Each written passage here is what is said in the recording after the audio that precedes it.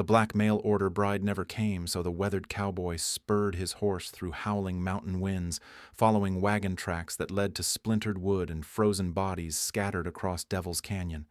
The townspeople of Sagebrush had whispered cruel relief when the African woman failed to arrive. Surely God had spared their decent rancher from such a foolish union. They assumed the wilderness had claimed another dreamer, her bones destined to bleach white under Colorado sun. But the determined cowboy refused their mockery, driven by his young son's faith and letters that promised kindness from a stranger. What he discovered in that snow-buried wreckage would transform their quiet ranch into something far more dangerous than a simple marriage. 4 desperate souls fleeing corruption, carrying secrets that powerful men would kill to bury. Would his rescue mission save innocent lives or bring deadly enemies to his doorstep? Before we continue, comment where you are tuning in from. Perhaps we will publish a story there. Carter Reeves stood at the weathered train platform, his 8-year-old son Tommy bouncing on his toes beside him. The afternoon wind cut through their coats as passengers stepped off the Denver Pacific locomotive. Carter scanned each face, looking for the woman whose photograph he carried in his vest pocket. She wasn't there. Behind them, Eldridge McCord's voice carried across the platform.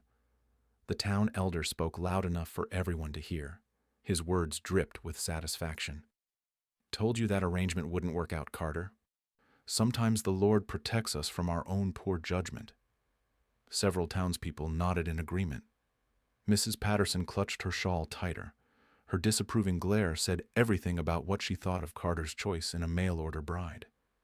Tommy tugged at his father's coat. "Maybe Miss Harper missed this train, Papa. Her letter said she was real excited to meet us." Carter's jaw tightened. Harper Sinclair had written beautiful letters over the past 4 months. Her handwriting was elegant, her words kind. She'd asked thoughtful questions about Tommy and ranch life. Nothing in her correspondence suggested she would simply disappear. The train conductor approached them. His expression was grim. "You waiting for someone, mister?" "Harper Sinclair, from St. Louis." The conductor shook his head. "Wagon carrying mail-order brides left Denver 3 days ago. Should have been here yesterday." He paused. "Bad storm hit the mountain pass. Real bad." Carter's chest tightened. Tommy's face crumpled with worry. Eldridge McCord stepped closer, his voice carrying false sympathy. "Well, that settles it then. Nature has a way of correcting mistakes before they happen." The saloon doors burst open across the street. A man stumbled out, blood staining his torn shirt. His face was pale with shock and exhaustion. Several townspeople rushed to help him. "Wagon overturned," the man gasped. "Devil's Canyon. Storm came out of nowhere. People died." Carter's blood ran cold. He grabbed the man's shoulders. "What kind of wagon?" "Passenger wagon. Had ladies in it. Nice ladies." The injured driver's eyes were haunted. "I tried to help them. Got thrown clear when we went over. By the time I dug myself out, the cold had already taken most of them." Tommy grabbed his father's hand. "Papa, we have to go look for Miss Harper." Eldridge McCord scoffed. "Boy, if that wagon went over at Devil's Canyon, nobody survived. That's a 100-foot drop in a blizzard. Carter, you'd be a fool to risk your life chasing ghosts." Other townspeople murmured agreement. The general store owner shook his head sadly. The blacksmith crossed himself and walked away. To them, Harper Sinclair was already dead, just another casualty of the unforgiving Colorado wilderness. But Carter remembered her letters. Harper had written about growing up poor but never losing hope. She'd mentioned teaching children to read despite having little formal education herself. Her words carried strength that couldn't be faked. "I'm going after her," Carter announced. The crowd erupted in protests. Eldridge stepped forward, his face red with indignation. "That's suicide, Carter. You've got a boy to think about. Don't make Tommy an orphan over some woman you've never even met." Mrs. Patterson nodded vigorously. "It's God's will, Carter. Accept it and find yourself a proper wife from town." Carter ignored them. He knelt beside Tommy, meeting his son's worried eyes. "I need you to stay with the Hendersons tonight. Papa's going to find Miss Harper." "She's really out there, isn't she?" Tommy whispered. "I believe so, son." Her letters promised she'd come, and I don't think she breaks promises." Carter prepared quickly. He loaded his horse with supplies, rope, and blankets. The injured wagon driver gave him directions to Devil's Canyon, though his hands shook as he spoke. 3 miles up the north trail. Look for the broken pine tree. But mister, that storm dropped 4 feet of snow. Even if someone survived the crash, they'd be frozen solid by now. Carter mounted his horse as the sun began to set. The temperature was dropping fast. In the distance, dark clouds gathered over the mountain peaks, promising another storm. Eldridge made one final attempt to stop him. "Carter, this is madness. You'll die up there for nothing." Carter looked back at the faces of his neighbors. Some showed concern for his safety. Others showed relief that the problem of Harper Sinclair might be buried forever in the mountains. None of them understood what her letters had meant to him and Tommy. "She's not nothing," Carter said quietly. "She's family." He spurred his horse toward the mountain trail. Behind him, Tommy called out, "Bring her home, Papa!" The wind picked up as Carter climbed higher. Snow began to fall in thick, heavy flakes. His horse's breath formed white clouds in the frigid air. Each step took them further from safety and deeper into the wilderness that had already claimed so many lives. 3 hours later, Carter found the broken pine tree. Below it, Devil's Canyon opened like a wound in the earth. At the bottom, the remains of a passenger wagon lay scattered across the rocks like broken toys. Carter secured his rope and began the treacherous descent into the canyon, praying he wasn't already too late.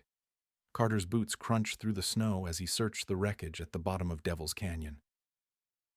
3 frozen bodies lay scattered near the overturned wagon. 2 elderly women and a young man, all passengers who hadn't survived the crash and bitter cold. Harper Sinclair was nowhere to be found. Carter examined the wagon more carefully. Personal belongings were scattered across the snow. A blue shawl caught his attention, the same color Harper had described in her letters. He picked it up, feeling the fine fabric between his fingers. Fresh tracks led away from the wreckage. Small boot prints pressed into the snow, barely visible but heading toward a cluster of rocks near the canyon wall. Carter followed them, his heart pounding with hope. The tracks disappeared behind a large boulder. Carter rounded the stone and found a small opening in the rock face. Someone had scraped away snow to create a shallow cave. Inside the darkness, a figure huddled beneath torn blankets. "Harper?" The woman looked up with fever-bright eyes. Her dark skin was pale with cold, her lips nearly blue. She clutched something tightly against her chest. "Please," she whispered, "don't hurt the children."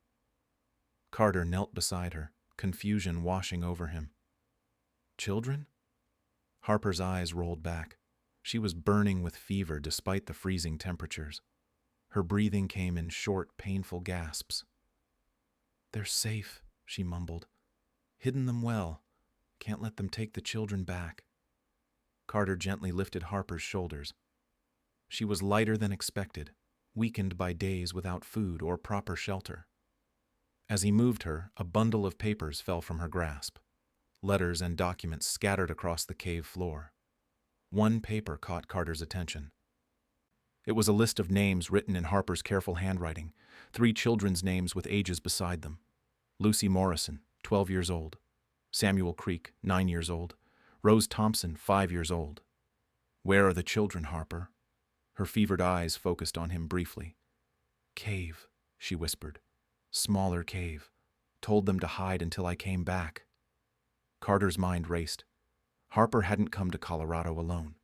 She'd brought 3 children with her. But why would a mail-order bride travel with children? He gathered the scattered papers quickly. Among them were official documents from the Millbrook Orphanage in St. Louis. Harper's name appeared on several forms as a teacher. The children's names were listed as residents. "Harper, I'm going to get you somewhere warm." "Then we'll find the children." She gripped his coat with surprising strength.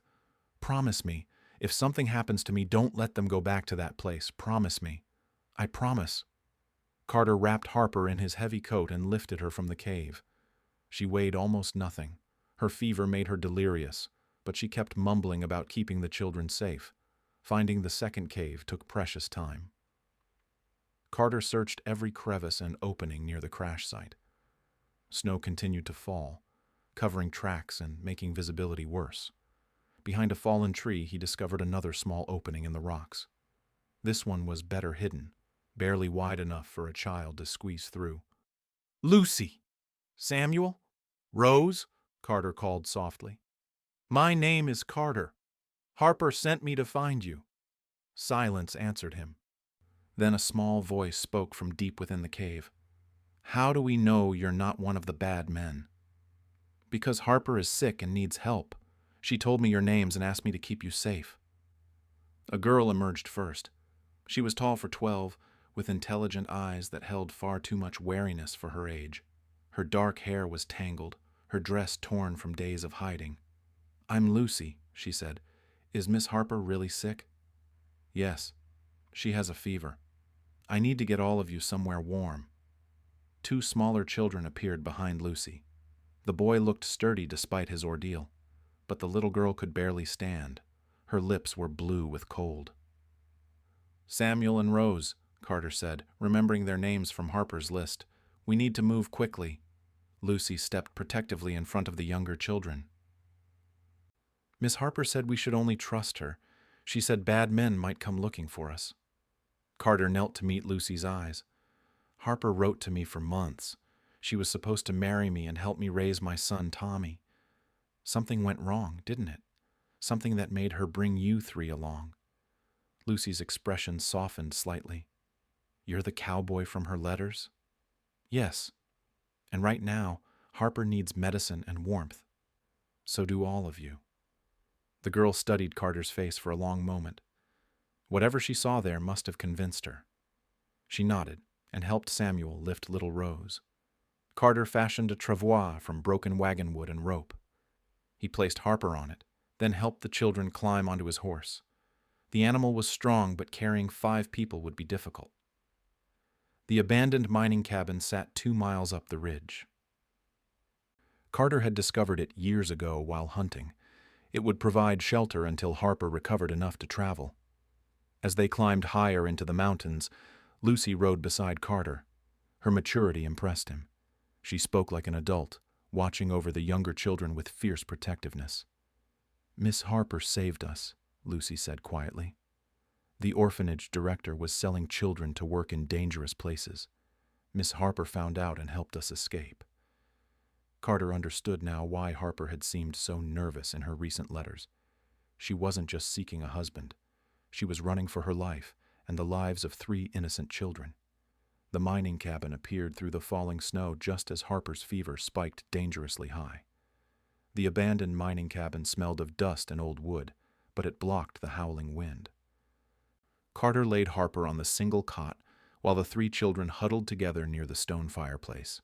Her fever had worsened during the journey, and she drifted in and out of consciousness. Little Rose shivered uncontrollably despite the blankets Carter wrapped around her. Samuel sat close to his sister, trying to share his body heat. Lucy maintained her protective watch over both younger children, but exhaustion showed in her hollow eyes. Carter quickly built a fire using dry wood stored in the cabin. The flames cast dancing shadows on the walls as warmth slowly filled the small space.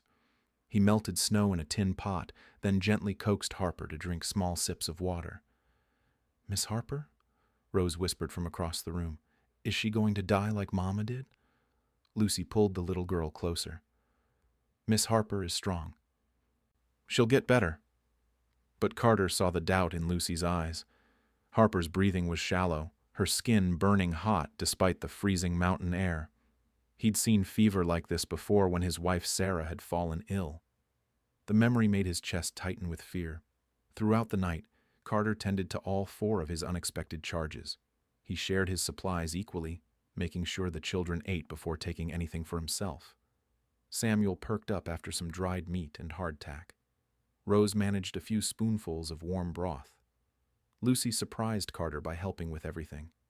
She knew how to tend a fire, how to make the younger children comfortable, how to organize their meager supplies efficiently. Her skills went far beyond what most 12-year-olds possessed. "You've done this before," Carter observed as Lucy tucked blankets around Rose. "Miss Harper taught us to take care of each other at the orphanage. She said we might need to survive on our own someday." As dawn broke through the cabin's single window, Harper's fever finally broke. She opened her eyes clearly for the first time in days. The children gathered around her cot, relief evident on their faces. "Lucy? Samuel? Rose?" Harper's voice was weak but steady. "Are you all safe?" "Yes, Miss Harper. The cowboy found us, just like you said he would." Harper turned her grateful eyes to Carter. "Thank you. I know this isn't what you expected when you answered my letters." Carter sat beside the cot. "Tell me what happened. All of it." Harper struggled to sit up. Lucy helped support her shoulders while she found her strength to speak. "I taught at Millbrook Orphanage for 3 years. The director, Theodore Grimm, seemed like a good man at first. But children kept disappearing. He claimed they'd been adopted by families, but something felt wrong." She paused to catch her breath. Samuel brought her a cup of water, which she accepted with a weak smile. "I started paying closer attention, following paper trails. I discovered Grimm was selling children to factory owners and mine operators, places where small hands were useful and safety didn't matter." Carter's jaw clenched. He'd heard stories about such operations. Children worked in dangerous conditions for pennies a day, if they were paid at all. These 3 were next on his list. Lucy because she could read and write, Samuel because he was strong for his age, and Rose because she was small enough to crawl into tight spaces. Lucy reached into her dress and pulled out a small leather journal. "Miss Harper made me promise to keep this safe. She wrote down everything about Mr. Grimm's business, names, dates, money amounts." Harper nodded weakly. "I planned to expose him once I reached Colorado, but I needed somewhere safe to take the children first." "Your letters made you sound like a good man, Carter. Someone who might understand." Carter examined the journal Lucy handed him. Page after page documented Grimm's illegal activities. Harper had been collecting evidence for months, preparing to bring down the entire corrupt system. "I used the mail-order bride arrangement as cover," Harper continued. "I thought if I could get the children far enough away, I could figure out how to protect them permanently." Rose climbed onto the cot and curled up beside Harper. The woman's natural instinct was to comfort the little girl, even while recovering from her own ordeal. Carter watched Harper interact with the children. She wasn't just their teacher or protector. She'd become their mother in every way that mattered. Lucy sought her approval, Samuel followed her guidance, and Rose found comfort in her presence. "What's your plan now?" Carter asked. Harper's expression grew uncertain. "I hope to find work in Colorado, somewhere Grimm couldn't reach us, but I realize now how unfair this is to you. You wanted a wife, not a ready-made family of 4. Samuel looked up from the fire he'd been tending. "Are you going to send us away, Mr. Carter?" The boy's question hit Carter unexpectedly. Over the past 2 days, he'd found himself caring for these children naturally, teaching Samuel to build a proper fire, listening to Lucy read stories to Rose, comforting their fears and celebrating their small victories. It reminded him of the early days with Tommy after Sarah's death, the way they'd learned to depend on each other, to create family bonds through shared struggles and daily acts of care. "No, Samuel, I'm not sending anyone away." Harper stared at him in surprise. "Carter, you don't understand what you're taking on. Grimm won't give up easily. He'll come looking for us. Then we'll be ready for him." Lucy studied Carter's face with her mature eyes. "You really mean that? You'd fight for us?" Carter thought of Tommy waiting at home, excited to meet his new mother. His son had been asking for siblings for years. Now he was getting 3 at once, along with a stepmother who'd proven she would risk everything to protect innocent children. "Yes, Lucy, I'd fight for all of you." For the first time since he'd found them, Harper smiled. It transformed her entire face, showing the woman he'd fallen in love with through her letters. Outside, the storm was clearing. Soon they could return to town and face whatever consequences awaited them. The journey back to Sagebrush took most of the morning. Carter rode ahead while Harper and the 3 children shared his horse. Lucy kept a protective arm around Rose, who had grown stronger after 2 days of rest and regular meals. Samuel walked alongside the horse, his young legs surprisingly sturdy on the mountain trail. Word of their approach spread quickly through town. By the time they reached the main street, curious faces peered from windows and doorways. The sight of Carter returning with not just one woman, but 4 additional people, sent whispers racing through sagebrush like wildfire. Eldridge McCord stepped off the general store porch, his expression a mixture of shock and disapproval. Mrs. Patterson emerged from the bakery, her mouth forming a perfect circle of surprise. The blacksmith stopped his work entirely, hammer frozen in mid-swing. Tommy burst from the Henderson house and ran straight to his father. The 8-year-old's face lit up with pure joy as he spotted Harper on the horse. "Miss Harper, you're really here." Harper smiled despite her exhaustion. "Hello, Tommy. I'm sorry I'm late." Tommy's attention immediately shifted to the 3 children. His curiosity showed no trace of suspicion or fear, only excitement at seeing other young faces. "Are these my new brothers and sisters?" Samuel stepped forward first. "I'm Samuel. This is Lucy and Rose." "I'm Tommy. Papa, can they stay in my room? I have extra blankets and everything." Carter felt pride swell in his chest. His son's instant acceptance of the newcomers showed the generous heart Sarah had helped nurture before her death. But not everyone shared Tommy's enthusiasm. Eldridge McCord approached the group with stern steps, his weathered face set in hard lines. "Carter, what in blazes is going on here? You went looking for one woman and came back with a whole family." "These children needed help, Eldridge. Harper was protecting them." Mrs. Patterson moved closer, her sharp eyes examining Harper and the children with obvious suspicion. "Protecting them from what? And why should that be our town's concern?" Harper straightened in the saddle despite her lingering weakness. "The children were orphans in St. Louis. Their situation was dangerous, so I brought them to safety." "Safety?" Eldridge's voice carried skepticism. "Or did you see an opportunity to saddle a good man with extra mouths to feed?" Lucy stepped protectively closer to Harper. The 12-year-old's maturity showed in her direct gaze at the town elder. "Miss Harper saved our lives. She gave up everything to keep us safe." More townspeople gathered as word spread. The saloon keeper peered over the swinging doors. The doctor emerged from his office, medical bag in hand. Even the preacher appeared, drawn by the commotion. Carter helped Harper down from the horse, noting how the crowd's eyes followed her every movement. Some faces showed genuine curiosity, but others revealed the same prejudice he'd witnessed at the train station. "Folks, I'd like you to meet Harper Sinclair, my intended wife. And these are Lucy, Samuel, and Rose. They'll be joining our family." The announcement triggered an explosion of whispered conversations. Carter caught fragments of the discussion swirling around them. 4 new people all at once. Where did those children really come from? Something's not right about this whole situation. Dr. Matthews pushed through the crowd, his professional instincts overriding social concerns. "Miss Sinclair, you look like you've been through quite an ordeal.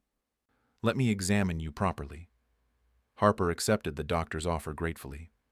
Carter arranged for the family to stay at the boarding house while permanent arrangements were made. Mrs. Garrett, who ran the establishment, seemed more interested in gossip than hospitality. "My goodness, Carter. One day you're a bachelor with 1 child. The next you've got 5 people to support. How do you plan to manage that?" Tommy answered before his father could respond. "We'll manage just fine. That's what families do." Over the next several days, the expanded family began settling into a routine. Harper recovered her strength quickly under Dr. Matthews's care. The children adapted to their new surroundings with remarkable resilience. Lucy impressed everyone by helping at the general store, her reading and arithmetic skills proving invaluable. Samuel found work assisting the blacksmith, his eagerness to learn earning the man's respect. Little Rose charmed the baker's wife, who taught her to knead dough and shape simple rolls. But not all reactions were positive. Eldridge McCord made his displeasure known at every opportunity. He questioned Harper's story, wondering aloud why a simple teacher would risk everything for 3 orphans who weren't even related to her. Mrs. Patterson organized the other church ladies in whispered campaigns of doubt. They speculated about Harper's true motives, suggested the children might be thieves or troublemakers, and questioned whether Carter had lost his mind entirely. The negative attention began wearing on Harper. Carter noticed her growing quieter during meals, more hesitant to venture into town for supplies. She started talking about finding alternative arrangements for herself and the children. "I don't want to cause problems for you and Tommy," she confided one evening as they sat on the porch. "Maybe I should look for work in Denver or Colorado Springs." Carter reached for her hand. "The only problem would be if you left. Tommy's happier than I've seen him since his mother died. And those children need stability, not more upheaval." Inside the house, laughter echoed as Lucy read a story to the younger children. Tommy's voice joined theirs, creating a sound Carter had dreamed of hearing for years. "This is what family sounds like, Harper. Don't let small-minded people take that away from us." Harper squeezed his hand, drawing strength from his steady support. But both of them knew their peaceful settling-in period wouldn't last forever. Questions remained unanswered, and somewhere in St. Louis, Theodore Grimm was likely planning his next move.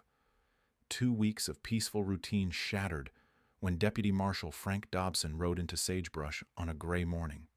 His horse was lathered with sweat, suggesting urgent travel from Denver. The lawman's serious expression drew immediate attention from townspeople gathering for market day. Carter was helping Samuel practice rope work behind the boarding house when Tommy ran to find them. The boy's face was pale with worry. "Papa, there's a marshal asking questions about Miss Harper and the children." Carter's blood chilled. He'd known this moment might come, but hoped they'd have more time to establish themselves in the community. He found Harper in the kitchen, teaching Rose how to measure flour for biscuits. Her face went white when he shared the news. "I need to see what he wants," Carter said. "Keep the children inside." Harper nodded, but her hands trembled as she smoothed Rose's hair. Lucy appeared in the doorway, her mature instincts sensing danger. "Is it about Mr. Grimm?" "We don't know yet. Stay with Harper and keep Samuel and Rose calm." Carter walked to the main street where Deputy Marshal Dobson stood examining official papers. A small crowd had gathered, including Eldridge McCord and several other town leaders. The marshal looked up as Carter approached. "You Carter Reeves?" "Yes." Dobson unfolded a wanted poster revealing Harper's photograph alongside official text. The image was unflattering, making her look stern and criminal rather than kind and protective. "I'm looking for this woman, Harper Sinclair, also goes by Harper Morrison. She's wanted for kidnapping 3 children from the Millbrook Orphanage in St. Louis." Gasps rippled through the crowd. Mrs. Patterson pressed her hand to her chest dramatically. Eldridge McCord's expression shifted to grim satisfaction, as if his suspicions had been confirmed. "There's a substantial reward for her capture," Dobson continued. $500, plus another 100 for the safe return of the stolen children." "Stolen?" Carter's voice was steady despite his racing heart. "What exactly is she accused of?" Dobson consulted his papers. "Kidnapping, theft of orphanage funds, and transporting minors across state lines without authorization. The orphanage director, Theodore Grimm, filed official complaints 2 weeks ago." Eldridge stepped forward, his voice carrying across the gathered crowd. "I knew something was wrong about this whole situation. Decent women don't travel with random children unless they're up to no good." "Where is she now?" the marshal asked Carter directly. Carter felt the weight of dozens of eyes on him. The entire town waited for his response. His answer would determine not just Harper's fate, but the future of all 4 people who'd become his family. "She's here. But there's more to this story than what's on your papers." "I'm sure there is. They all have stories. But the law is the law." Before Carter could respond, Harper appeared on the street. She walked with quiet dignity despite the hostile stares following her every step. Lucy, Samuel, and Rose stayed close behind her, their young faces showing fear but determination. "I'm Harper Sinclair," she announced to the marshal. "I understand you're looking for me." Dobson studied her carefully. "Ma'am, You're under arrest for kidnapping and theft. I'll need you to come with me back to St. Louis for trial. And the children? They'll be returned to their proper guardians at the orphanage." Rose whimpered and pressed closer to Harper. Samuel's jaw set in a stubborn line that reminded Carter of his own son's determination. But it was Lucy who stepped forward to address the marshal directly. "Sir, before you take us anywhere, there's something you need to see." The 12-year-old reached into her dress and pulled out the leather journal she'd guarded so carefully. She held it toward the marshal with steady hands. "Miss Harper didn't steal us. She saved us. And she has proof of what Mr. Grimm was really doing at the orphanage." Deputy Marshal Dobson accepted the journal with professional curiosity. He opened it and began reading Harper's careful documentation. His expression grew more serious with each page. Carter watched the lawman's face change as he absorbed the evidence. Names, dates, financial records, and detailed accounts of children sold to dangerous work situations filled the journal's pages. "These are serious accusations," Dobson said finally. "Do you have witnesses to back up these claims?" Samuel stepped forward. "I saw Mr. Grimm take money from the man who wanted to buy me for his mine. He said small boys were good for crawling into tight spaces where grown men couldn't go." Rose's small voice added, "He told the mean lady that I was perfect for cleaning inside the big machines at the factory. Said little hands could reach the dangerous parts." Lucy's testimony was the most damaging. "I helped Miss Harper write down everything because I could read his papers when he wasn't looking. We have records of 23 children sold in the past 2 years." The crowd's mood began shifting as they heard the children's accounts. Even Mrs. Patterson looked horrified at the descriptions of Grimm's activities. Deputy Marshal Dobson closed the journal and studied Harper with new interest. "Why didn't you report this through proper channels instead of taking matters into your own hands?" Harper's voice carried quiet strength. "I tried. The local authorities in St. Louis dismissed my concerns. Mr. Murray Grimm has influential friends and significant money to protect his reputation. These children would have disappeared into dangerous work before anyone investigated my claims. So you decided to run. I decided to save 3 innocent lives. If that makes me a criminal, then I accept the consequences." Carter stepped closer to Harper, taking her hand in a show of support. "Marshal, what happens now?" Before Dobson could answer, the sound of approaching horses drew everyone's attention. 3 riders appeared at the end of the main street, their expensive clothes and authoritative bearing marking them as men of importance. The lead rider dismounted and approached the group with confident strides, his cold eyes fixed on Harper and the children with predatory satisfaction. "Marshal Dobson, I'm Theodore Grimm. I've come to collect my stolen property." Theodore Grimm cut an imposing figure as he strode toward the gathered crowd. His expensive coat and polished boots marked him as a man of wealth and influence. The 2 hired men flanking him looked like professional enforcers, their cold eyes scanning the townspeople with practiced assessment. "Marshal Dobson, thank you for tracking down my stolen property," Grimm announced loudly. "I've come to personally ensure these children are returned safely to their proper home." Harper stepped protectively in front of Lucy, Samuel, and Rose. The children pressed closer together, their fear palpable as they recognized the man who had planned to sell them. Deputy Marshal Dobson held up the leather journal. "Mr. Grimm, before we proceed, I need to discuss some serious allegations contained in this documentation." Grimm barely glanced at the journal. "I'm sure Miss Sinclair has concocted all sorts of lies to justify her criminal behavior. Unstable individuals often create elaborate fantasies to rationalize their actions." Lucy stepped forward despite Harper's protective gesture. Her young voice carried remarkable strength as she addressed the marshal directly. "Sir, everything in that book is true. I helped Miss Harper write it down because I could read Mr. Grimm's business papers." Grimm's expression hardened. The child has been thoroughly poisoned against proper authority by months of manipulation. You can't trust anything she says. Samuel joined his sister, his 9-year-old frame small but determined. "You sold my friend Michael to the copper mine. He was only 7 years old. And you promised to send me to the textile mill where children got their fingers caught in the machines," Rose added in her tiny voice. The townspeople who had gathered to watch the spectacle began murmuring among themselves. Even those who had been suspicious of Harper looked troubled by the children's testimonies. Carter stepped beside Harper, presenting a united front.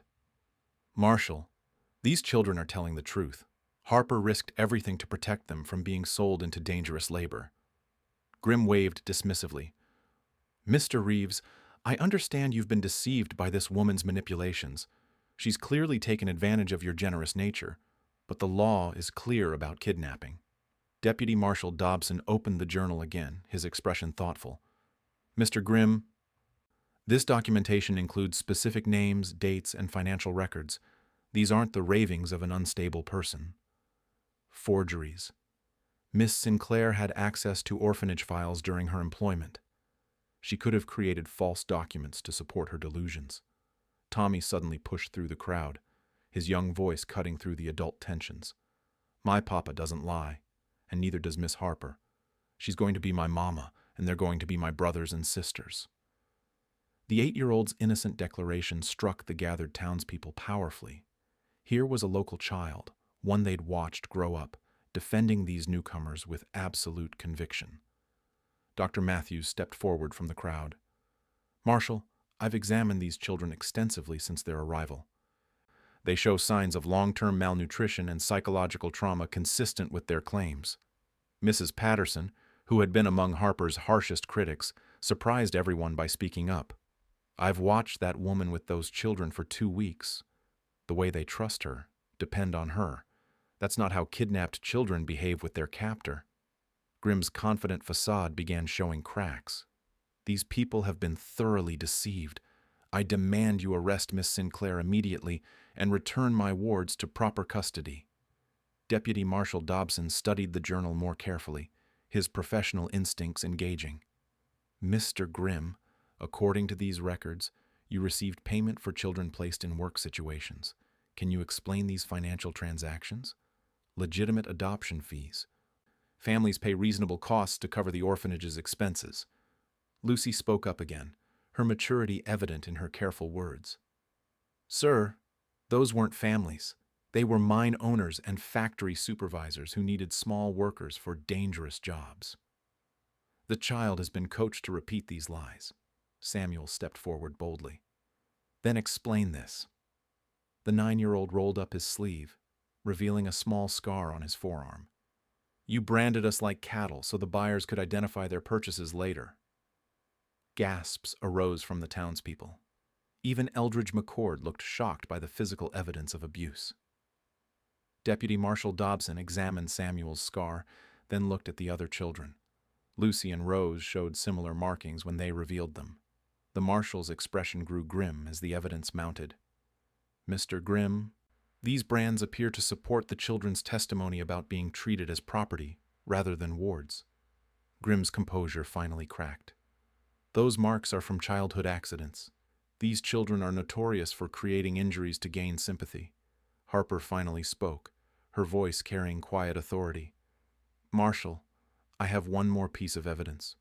She reached into her coat and produced a folded letter bearing official letterhead.